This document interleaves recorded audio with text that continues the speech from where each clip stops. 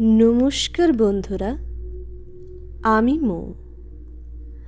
আমার আজকের গল্প হলো গজপতির তান্ত্রিকের খাড়া। সুকুমার ভট্টাচার্যের লেখা। আমি যতদূর জানি, গজপতিকে নিয়ে প্রথম আলোচনা হয় সুধন্য পাত্রের বৈঠকখানায়। সুধন্যবাবুর নাতি যোগু হলো আমাদের বন্ধু। যোগুই আমাদের কাছে গল্প করেছে। দিন কুড়ি আগে সুধন্যবাবু তার মেয়ের বাড়ি অলিগঞ্জে গিয়েছিলেন যোগুর পিসেমশাইকে জামাই ষষ্ঠীর নেমন্তন্ন করতে। সেখানে ওর বেয়াই মশাই মানে যোগুর পিসিমার শ্বশুরমশাই এই গজপতির সম্বন্ধে তার কাছে আলোচনা করেছিলেন। সেইটাই তিনি ফেনিয়ে গুছিয়ে নিজের সদর ঘরের আড্ডায় বন্ধু বান্ধবদের কাছে গল্প করেন। যোগু তখন সেখানেই ছিল। পরে সে সব কথা আমাদের কাছে রিলে করেছে। আমরা তো শুনে অবাক, বিশেষ করে টিপু। যোগু যখন বলছিল তখনই আমি নজর করেছি, টিপুর চোখগুলো যেন জ্বলজ্বল করছিল। তখনই আমার আন্দাজ করা উচিত ছিল যে টিপু ভেতরে ভেতরে একটা অভিযান চালাবার মতলব এঁটেছে। একটা সময় ছিল যখন আমাদের এই ছোট মফস্বল শহর গোটা ভারতবর্ষকে চমকে দিয়েছিল। আমাদের এখান থেকেই ক্ষুদিরাম বসু বোমা নিয়ে সোজা চলে গিয়েছিলেন মুজফ্ফরপুরে।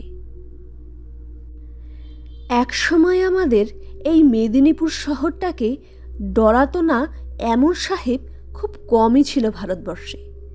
কেননা এই শহরের আগে থেকে জানান দিয়ে পরপর 3 বছর তিনটে গোরা ম্যাজিস্ট্রেটকে কবর দেওয়া হয়েছে স্টেশনের ধারে বড় চার্টার মাঠে। এছাড়া ছোটোখাটো ঘটনা আরও ঘটেছে। এক সময় আমাদের এখানে অনেক টেররিস্ট ছিলেন। গোটা মেদিনীপুর শহরটা অলিগলি পর্যন্ত ভর্তি ছিল টেররিস্টে। ওদিকে হবিবপুরে সিদ্ধেশ্বরী মায়ের মন্দির থেকে শুরু করে এদিকে কাঁসাইয়ের ধারের শ্মশানতলা অবধি। আর মেদিনীপুর স্টেশনের দিকে তো কোনো জবাবই নেই। ও জায়গাটা তো একেবারেই কুলিন। ওপারে স্টেশন পেরিয়ে গেলে একটা জায়গা আছে, লোকে বলে গোপ। আমাদের অভিযানটা ওখান থেকে শুরু হয়েছিল। সে কথায় পরে আসছি। এই গোপ জায়গাটায় গেলে এখনো পর্যন্ত আমার বুক ভয়ে ঢিপ ঢিপ করে। এই নির্জন জায়গায় আছে নারজলের রাজবাড়ি। না, ভুল বললাম, এখন সেটা মেয়েদের কলেজ হয়ে গেছে। আমার দিদি সেখানেই পড়ে। তাই গোপে আমাদের দিনে শহরের যত টেররিস্টরা যেতেন তাদের প্রত্যেকেই হাতেই রিভলভার বন্দুক থাকত এবং তারা চালানোও শিখতেন। গজপতি ছিলেন এমনই একজন টেররিস্ট। আমাদের এখানে যে অঞ্চলটাকে লোকে কর্নেলগোল বলে, ওখানেই নাকি তিনি থাকতেন। পড়তেন বড় সরকারি স্কুলে তিনি। কিভাবে একদিন সকলের অজান্তে গুপ্তদলে নাম লিখিয়েছিলেন তিনি, তা তার বাবা মা কেউই জানতে পারেননি। লাঠি খেলা, ছুরি খেলা কি না জানতেন গজপতি। রিভলভারও কি আর হাতে না নিয়ে থাকতে পারেন? নিয়েছিলেন তো অবশ্যই। তবে সুধন্যপাত্র কি তার বেয়াই মশাই সে বিষয়ে নীরব। গজপতি তখন গুপ্তদলের খবর এ দাদার কাছ থেকে নিয়ে ও দাদার কাছে চালাচালি করে বেড়ান। জুতোয় শুকতলার নিচে টেররিস্টদের চিঠি নিয়ে মাইলের পর মাইল হেঁটে পৌঁছে দেন তিনি। একবার কি হলো, একটা নতুন হুকুর মধ্যে এইরকম একটা চিঠি নিয়ে যাওয়ার সময় থানার ছোট দারোগার চোখে পড়ে গেলেন গজপতি। হাজার হলেও পুলিশ লোক তো, কড়া নজর। কেবল সন্দেহ হলো দারোগার। বললেন, হ্যাঁ রে ছোরা, এই বয়সে তোর হতে হুকো কেন রে? তা গজপতিও কম তুখর নন, সঙ্গে সঙ্গে জবাব দিলেন, আমার নয় দাদুর, শাস্তি নিয়ে যাচ্ছি। অমনি ছোট দারোগা গর্জে ওঠে। তখনই সে চোপ। বল, ওয়ার মধ্যে কি আছে? ধমক খেয়ে গজপতি কেমন যেন ভরকে গেলেন। ছোট দারোগা হুকোর খোল থেকে সেই গোপন চিঠিটা বার করে ফেললেন। তারপর বললেন, দাদুর হুকো আর সাজতে হবে না বাছাধন, এখন থানায় চলো, মামার তামাক সাজবে। থানায় খুব মারধর করছিল গজপতিকে। পরে বিচারে বেশ কয়েক বছরের জেলও হয় তার, কিন্তু বেশি দিন তাকে জেলে থাকতে হয়নি। কয়েক মাস পরেই কায়দা করে তিনি পালিয়েছিলেন জেলখানা থেকে। এরপর থেকে গজপতিকে আর কেউ চোখে দেখেননি। শোনা যায়, জেল থেকে বেরিয়েই সেই রাতেই তিনি একবার তার মার সঙ্গে দেখা করেছিলেন। মা বলেছিলেন, তুই আমার পা ছুঁয়ে প্রতিজ্ঞা কর, মানুষ মেরে কোনোদিনও দেশ স্বাধীন করতে যাবি নে। অবাক হয়ে গজপতি বলেছিলেন, কিন্তু মা, এছাড়া আর পথ কি? অনেক পথ আছে, খুঁজে নাও। রাতের অন্ধকারে মাকে প্রণাম করে বেরিয়ে গিয়েছিলেন গজপতি। গ্রামের পর গ্রাম পেছনে ফেলে রেখে বন জঙ্গল পেরিয়ে আমাদের এই শহর থেকে কোথায় হারিয়ে গেলেন গজপতি। শোনা যায়, বাঁকুড়া জেলার ওপর দিয়ে বিষ্ণুপুরকে ডাইনে রেখে সোজা সিউড়ি হয়ে বীরভূমে চলে গিয়েছিলেন তিনি। ওখানে গিয়েই তিনি হঠাৎ এক তান্ত্রিকের দেখা পান। সেই তান্ত্রিকের কাছ থেকে শেষ পর্যন্ত দীক্ষা নিয়েছিলেন গজপতি। বীরভূমেই তিনি ছিলেন। এর মধ্যে বছরের পর বছর কেটে গেছে, তার বয়সও বেড়েছে, আর তার তান্ত্রিক গুরু তিনিও খুব বুড়ো হয়ে গিয়েছিলেন।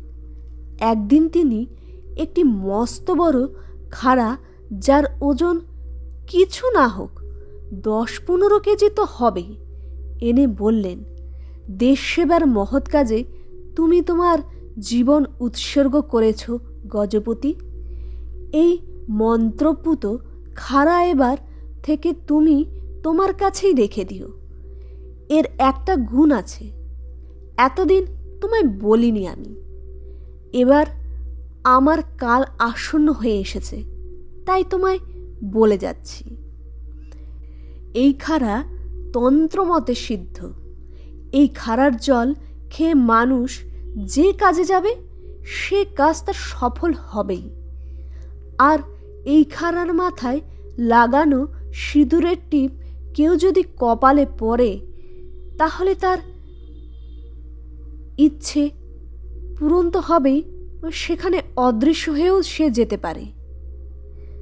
তবে কথা হচ্ছে, সব কাজে শুভ উদ্দেশ্যে হওয়া দরকার। এরপর একদিন গজপতির গুরু দেহত্যাগ করেন। গুরুর মৃত্যুর পর আর গজপতি বীরভূমে থাকেননি। তিনি সেখান থেকেই সিঁদুরের টিপ পরে গোরা সাহেবদের চোখে ধুলি দিয়ে আবার ফিরে এসেছিলেন মেদিনীপুরে। তখন তার চেহারা একদম বদলে গিয়েছিল, কেউ তাকে চিনতেই পারেনি। সোজা এসে তিনি দাঁড়িয়েছিলেন তার সেই কর্নেলগুলার বাড়িতে মাকে দেখবার জন্যে। যখন জানতে পারলেন মা গত হয়েছে, তখন তিনি আর কাল বিলম্ব না করে এই লোকালয় ছেড়ে চলে গেলেন গোপে। নারজোলের রাজবাড়িকে পিছু রেখে রেললাইন ছাড়িয়ে সোজা এগিয়ে গেলেন কাঁসাইয়ের ধারে। একদম নিরালা নির্জনে গিয়ে তিনি গড়ে তুললেন এক মন্দির। গরিব চাষি বাসীদের নিয়ে মন্দিরে প্রতিষ্ঠা করলেন সেই খাড়া। শোনা গেছে সে মন্দিরে নাকি কোনো কালো মূর্তির চিহ্ন পর্যন্ত নেই। বেদিপীঠে বসানো আছে শুধু সেই খাড়াখানা। খাড়াটিরই নাকি পুজো করতেন গজপতি। সুধন্যপাত্র সন্দেহ করেন 1942 সালে যে আগস্ট আন্দোলন হয় সেই সময়ে মেদিনীপুরে বা তমলুকে নাকি গজপতিকে দেখা গেছিল। দেশের নানা জায়গায় 42-এর আন্দোলন হয়েছিল সত্যি, তবে মেদিনীপুর আর তমলুকে ওই আন্দোলন যেমন সাকসেসফুল তেমনি আর কোথাও নয়। গজপতি যে তখন হাড়ি হাড়ি খাড়া ধোয়া জল ওই দুই জায়গায় সাপ্লাই করেছিলেন তাতে সুধন্যপাত্রের কোনো সন্দেহ নেই। এরপর কতদিন কেটে গেছে, শালবনির কত বড় বড় গাছ, শাল গাছ কাটাও পড়েছে কতবার। বান হয়ে গেছে কাঁসাইয়ে, আশ্বিনের ঝড়ে গোটা মেদিনীপুর তছনছ হয়ে গেছে। এমনকি দুর্ভিক্ষ তৈরি করে সোনার বাংলাকে শ্মশান করে দিয়েছিল সাহেবেরা। তবুও বাছাধনদের আর এখানে টিকতে হয়নি। একদিন গোটা দেশকে স্বাধীন করে দিয়ে শেষ পর্যন্ত পালিয়ে বাঁচল সাহেবরা। শোনা যায় দেশের স্বাধীনতার সঙ্গে গজপতির কি একটা আত্মিক যোগ ছিল। দেশ স্বাধীন হওয়ার পর তাই আর তিনি বাঁচেননি। যোগুর পিসিমার শ্বশুরমশাই বলেছিলেন মন্ত্রমতো দেশ স্বাধীন হওয়ার পর 1 মিনিটও তার বাঁচবার অধিকার ছিল না। সে কারণেই ভানি বাউনি ওই 14ই আগস্ট রাত্রি 12টা বেজে 1 মিনিটে গজপতির তিরোধান তিথি বলে প্রচার করেন। ভানি হল গজপতির আপন বোন। স্বামীর মৃত্যুর পর শ্বশুরের বাড়িতে নাকি খুব কষ্টে ছিলেন। পরে যেভাবেই হোক দাদার ফিরে আসার খবর পেয়ে তিনি সোজা দাদার আখড়ায় চলে যান।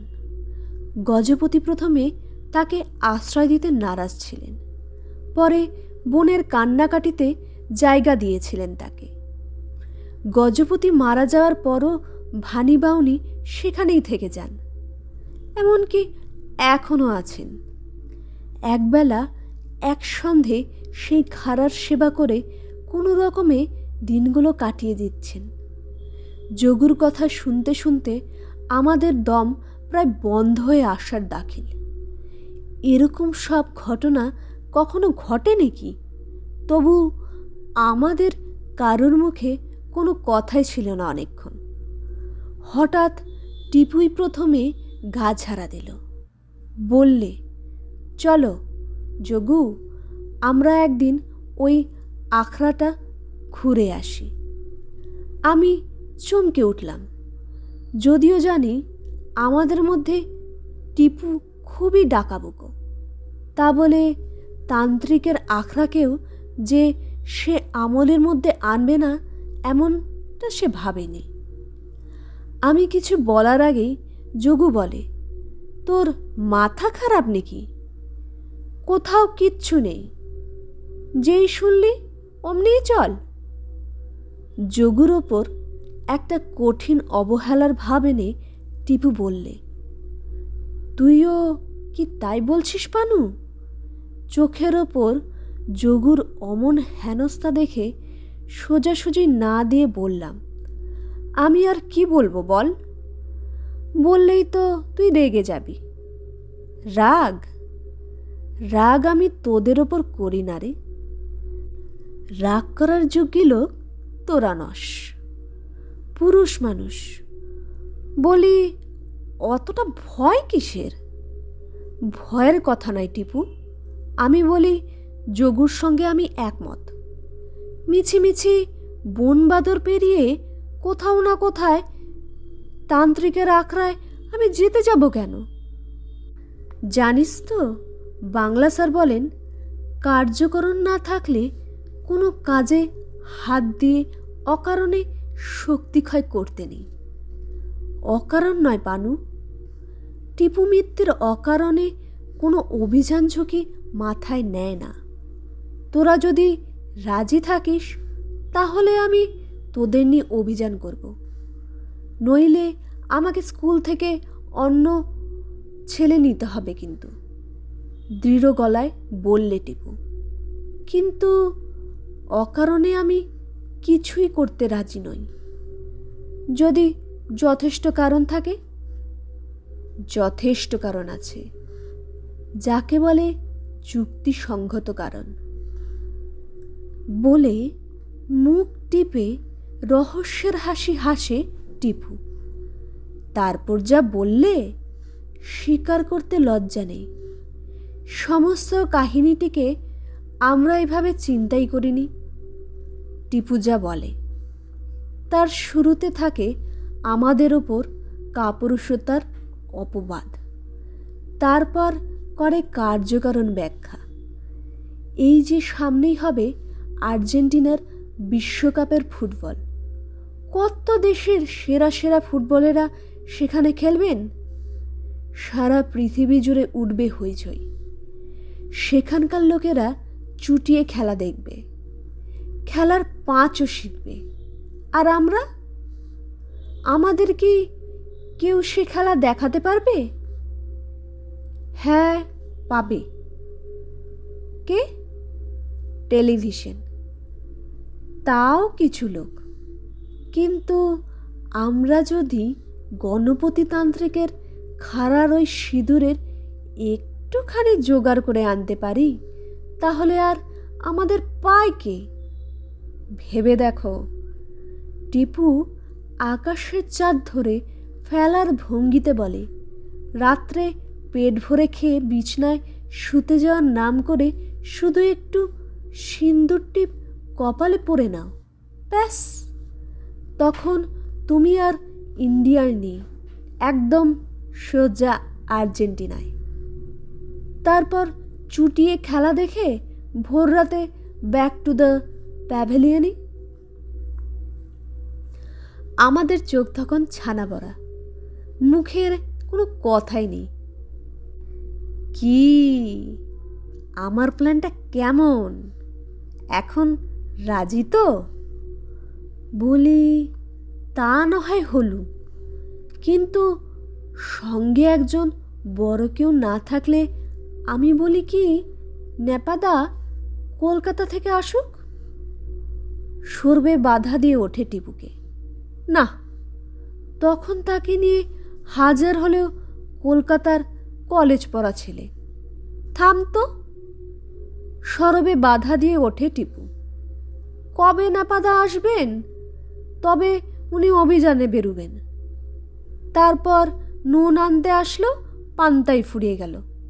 আর কি করা যাবে? তার মানে? যোগুর প্রশ্ন।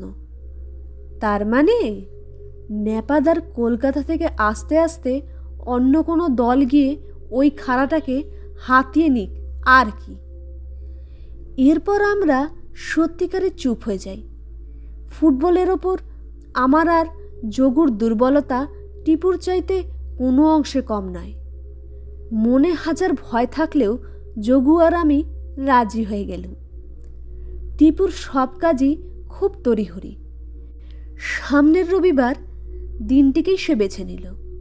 নিজের পকেট থেকে একটা কাগজ বার করে আমার পকেট থেকে ডট পেনটা তুলে নিল সে। তারপর একটা লম্বা চার্ট বানালো, কি কি নেওয়া হবে। চুইংগাম থেকে শুরু করে ওয়াটার বটল পর্যন্ত কিছুই বাদ গেল না। এবার আমার ওপর হুকুম হলো, তুই কিন্তু খাতা পেন্সিল নিয়ে বেরোবি, কেননা গোটা অভিযানটার ডিটেলড রিপোর্ট তুই বাংলায় লিখে রাখবি। পরে আমরা এটা কাগজ বার করব। আমি আটকে উঠি, যা, ওই যে কী সব অভিযান বললি, ওসব আমার দ্বারা হবে না। তাছাড়া তুমি লিখবে না তো কে লিখবে বাবা? পণ্ডিতি হাসি ফুটে ওঠে টিপুর চোখে মুখে। চিরকাল ক্লাসে বাংলাতে রেকর্ড মার্কস পেয়েছে, সেবেলায় মনে তার ছিল না। তাছাড়া যে কোনো অভিযানে একজন লিখিয়েকে সঙ্গে রাখা অবশ্যই দরকার। কোনো কালেই আমরা টিপুর সঙ্গে কথাই পারিনি, আজও পারলুম না। এরপর এক রবিবার ভোরবেলা আমরা তিনজনে বেরিয়ে পড়লাম। বাড়িতে কেউই কোনো কথা খুলে বলেনি। আমাদের শহরের বড় রাস্তাগুলোকে পেছনে রেখে আমরা এগিয়ে চললাম সাইকেলে। টিপু মাঝে, তার দুপাশে আমি আর যোগু। মাথার ওপর খোলা আকাশ, আশেপাশে ধানকল, ছোটোখাটো কারখানা পেরিয়ে ফাঁকা মাঠে নেমে পড়লাম। দুপাশে এখন লম্বা লম্বা বাদাম গাছের সারি। এ অঞ্চলটায় অন্য কোনো চাষবাস হয় না। তাছাড়া এখানে মাটি বলে কিছু নেই, শুধু লাল ঝামা পাথর চারদিকে। মাঝে মধ্যে আশেপাশে ধানকল, ছোটোখাটো কারখানা পেরিয়ে ফাঁকা মাঠে নেমে পড়লাম। দুপাশে এখন লম্বা লম্বা বাদাম গাছের সারি। এ অঞ্চলটায় অন্য কোনো চাষবাস হয় না। তাছাড়া এখানে মাটি বলে কিছু নেই, শুধু লাল ঝামা পাথর চারদিকে। মাঝে মধ্যে একটা লরি দাঁড়িয়ে। মিউনিসিপ্যালিটির ঝামা মাটি বোঝাই করেছে রাস্তা মেরামতের কাজে লাগাবে বলে। ক্রমে এসব পেরিয়ে নারাজোল রাজবাড়িকে পেছনে রেখে কিছুটা যাওয়ার পর আমরা ঢালু রাস্তা পেলাম। এখান থেকে দূরের দিকে তাকালে সমতল ভূমিতে চাষিদের ছোট ছোট গ্রাম চোখে পড়ে। রক্তলাল মাটির বুকে নানা গাছের সবুজ সমারোহ, চোখ জুড়িয়ে যায়। টিপু তো গানই জুড়ে দিল মনের আনন্দে। একটু এগোতেই পেলাম কাঁসাই। গ্রীষ্মের কাঁসাই অনেক শান্ত। কাঁসাইয়ের তীর ধরে এগিয়ে চললাম আমরা। আর গ্রাম নেই, জঙ্গলে জমি, কেউ কোথাও নেই, শুধু গাছ আর গাছ। কত রকমের পাখি, মাঝে মাঝে দু একটা নেউলো চোখে পড়েছে। ঘন্টা দু কেটে গেল, একটু থেমে জলযোগ করে না হলো। আবার পথ, সাইকেল চলার মতো পথ আর নেই। সাইকেল ঠেলে চলা। প্রায় ঘণ্টাখানেক চলার পর আমরা সত্যিই একটা ছোট ভাঙা মন্দির দেখতে পেলুম। সঙ্গে সঙ্গে টিপু আমাদের সতর্ক করে, সাবধান। বাপরে, এই কি মন্দির! কিছুই তো নেই এখানে। কতদিনের পুরনো কে জানে। পেছনে একটা বিরাট অশ্বত্থ গাছ, গোটা মন্দির তলাটাকে গ্রাস করে অন্ধকার করে রেখেছে। মন্দিরের ভেতরে কি আছে না আছে বাইরে থেকে কিছুই নজরে পড়ছে না। ভাঙা দরজার সামনে দাঁড়িয়ে ভেতরে কি আছে দেখবার জন্যে যেই মুখ বাড়িয়েছি, অমনি চ্যাঁ চ্যাঁ চিক চিক করে কি যেন ডেকে উঠল। আমি সভয়ে লাফ মারলুম পেছনে। হো হো করে হেসে উঠল টিপুল। তুই কি রে পানু, শেষ পর্যন্ত চামচিকির ডাকে ভয় পেলি? চামচিকিকে ধরে যেন প্রাণ এলো। বুদ্ধি করে তার দাদার টর্চটা সঙ্গে এনেছিল যোগু। এবার এগিয়ে গেল, সঙ্গে টিপুও ছিল। আমি নড়ছি নে, যা দুর্গন্ধ ভেতরে।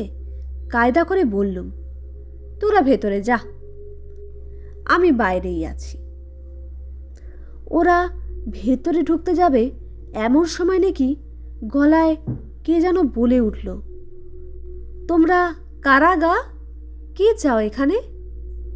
সেই জনমনীষীহীন বনের ভাঙা মন্দিরে দাঁড়িয়ে মুহূর্তে আমাদের শরীরের ওপর দিয়ে ভয়ের শিরশিরে তরঙ্গ বয়ে গেল যেন।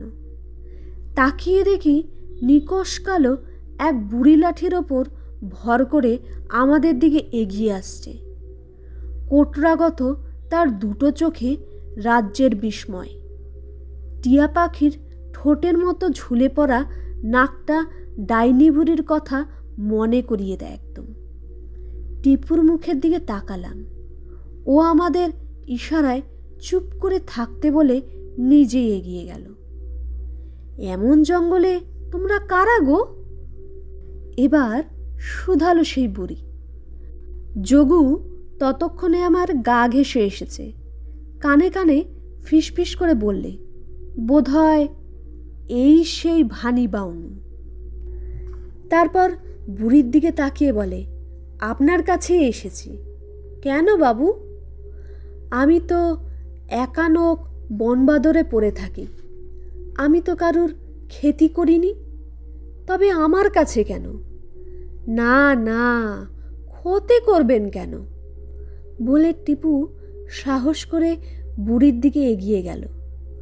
বরঞ্চ উপকারই করবেন। আমরা আপনার সাহায্য নেব বলেই এসেছি। আমার সাহায্য? ভানি বাউনি হেসে উঠল খিলখিল করে। সে কি হাসি! কাঁসরের আওয়াজ যেন গোটা অশ্বত্থ তলাটাকে কাঁপিয়ে দিল। টিপু কিন্তু হাল ছাড়ার পাত্র নয়। বেশ জপিয়ে জাপিয়ে বুড়িকে চেপে ধরল সে। ভাঙা মন্দিরের পৈঠেও বসে কানের ওপারে হাতের আড়াল দিয়ে বসে সব কথা শুনল ভানি বাউনি। গজপতির তান্ত্রিকের কথাও, তার সেই বিখ্যাত খাড়ার কথাও, এমনকি আর্জেন্টিনার বিশ্বকাপ অবধি বলে গেল টিপু। সবশেষে জানালো, আপনি যদি একটুখানি সিঁদুর ওই খরার গা থেকে এনে দেন। এবার আর বুড়ি হাসল না, বরং যেন আরো গম্ভীর হয়ে উঠল। মনে হলো নিজের মনে কি যেন ভাবছেন সে। আমরা তিনজনেই তার মুখের দিকে চুপচাপ তাকিয়ে রইলাম। অনেকক্ষণ পরে মুখ খুলল ভানি বাউনি। তা তো দিতে পারবনি বাপু। তোমরা জানুনি গো, খোকারা তান্ত্রিকেরা মোটেই সোজা লোক নয়। তারা কখনো মরে না। মরার পরেও তারা কোনো না কোনো জন্তু জানোয়ার হয়ে চারপাশে ঘুরে বেড়ায়। গাছপালার হাঙর, পাখি, সাপ, নেকড়ে হয়ে তারা বনে জঙ্গলে, নদীতে, সাগরে ঘুরে বেড়ায়। আর পূর্বজীবনের শুকাচকাচকে পাহারা দিয়ে বেড়ায়। আমি আর যোগু থাকতে পারলুম না। দুজনেই প্রায় একসঙ্গে বলে উঠলুম, কি বলছেন আপনি? ঠিক বলছি বাবারা। এই যে জঙ্গলে এত পাখি দেখছ, এরা কি সত্যি পাখি? না মন্দিরের মধ্যে ওই যে অত চামচিকে, ওরা কি সত্যিই চামচিকে? এমনও তো হতে পারে গজপতি তান্ত্রিকের গুরু ওই খাড়া দিয়ে যতগুলো নরবলি দিয়েছিলেন, তারা সকলেই চামচিকে হয়ে ওই খাড়াটার চারপাশে ঘুরপাক খাচ্ছে। আমি আর যোগু আতকে উঠি। কি বলছেন আপনি? ঠিক বলেছি বাবারা। টিপু আমাদের মতো অত সহজে ঘাবড়ে যাবার ছেলে নয়। সে প্রতিবাদ করে বলে, বিশ্বাস করি না। আমি স্রেফ বাজে কথা বলে আমাদের বিদায় করতে চাইছেন। বাজে কথা নয় গো খোকা বাবু, সব সত্যি। তাছাড়া খাড়ার সিঁদুর তোমরা পাবে না গো বাপু। শুধু তোমরা কেন, কোনোদিনও কেউই পাবে না। কেননা মারা যাওয়ার পর গজপতি নিজে সাপ হয়ে ওই খাড়াকে সব সময় আগলে নিয়ে আছে। দেখবে, দেখবে তোমরা। এই দেখো, প্রতিদিন ঠিক এই সময়ে আমি তাকে খেতে দিতে আসি। তোমরা নিজের চোখেই তবে দেখো, গজপতিতান্ত্রিক কেমন সাপ হয়ে মন্দিরের ভেতর থেকে বেরিয়ে এসে দুধ খেয়ে যাবে। বলে বুড়ি আমাদের চোখের সামনেই মন্দিরের পেছন থেকে একটা সাদা ছাগল দড়ি ধরে টেনে নিয়ে এলো। তারপর মন্দিরের ভেঙে পড়া ইটের খোদল থেকে একটা পাথর বাটি নিয়ে ছাগলের পাড় ধরে দুধ দুইতে শুরু করে দিল। আমার কেমন যেন একটু খটকা লাগলো। কই, এতক্ষণ আমরা এসেছি, এটা তো নজরে পড়েনি। দুধ দুইতে দুইতে যোগুকে ফিসফিস করে বলে, ভানি বাউনি, এই যে সাদা ছাগলটা দেখছিস না, এটা আগের জন্মে কোনো এক সাহেবের মেম ছিল। স্বদেশীর হাতে মরে এ জন্মে গজপতিকে দুধ খাইয়ে তার প্রায়শ্চিত্ত করছে। বলে বুড়ি উঠে পড়ল। মন্দিরের ভাঙা দরজায় পাথর বাটিটা রেখে ডাক দিল, এসো, এবার খাওয়ার দিয়েছি, খেয়ে যাও।